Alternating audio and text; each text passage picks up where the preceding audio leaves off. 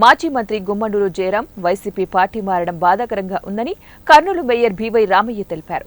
Kurnool YCP అభ్యర్థి ఇంతియాజ్ ఆధ్వర్యంలో నూతనంగా కార్యాలయం ప్రారంభోత్సవంలో పాల్గొన్న మేయర్ మీడియాతో మాట్లాడారు. ముఖ్యమంత్రి వైఎస్ జగన్మోహన్ రెడ్డి గుమ్మనూరు జయరాంకు తగిన ప్రాధాన్యత ఇచ్చినా ఆయన పార్టీ మారడం సరికాదని రామయ్య అన్నారు. 5 సంవత్సరాలు మంత్రి పదవి ఇచ్చి వచ్చే ఎన్నికల్లో కర్నూలు ఎంపీ సీటు ఇచ్చినా కూడా గుమ్మనూరు జయరాం పార్టీ మారాడన్నారు. పార్టీ మారి ముఖ్యమంత్రిని విమర్శలు చేయడం గుమ్మనూరు జయరాంకే చెల్లిందన్నారు. మంత్రిగా ఉండి కూడా ఆలూరును ఎందుకు అభివృద్ధి చేయలేకపోయారని ప్రశ్నించారు.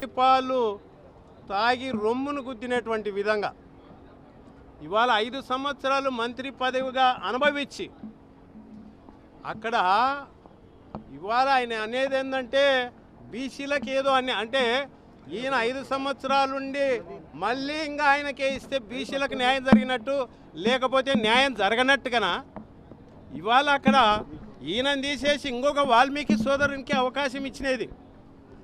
ఆలూరులో జయరామన్ని పక్కకు తప్పించి ఇంకొక వాల్మీకి సోదరునికి అవకాశం ఇచ్చినది. కాబట్టి అది గ్రహించకుండా పార్టీకి విశ్వాసం చూపించకుండా పార్టీ విన్నే కామెంట్ చేయటం, అది కాకుండా మరి ఆయన పదే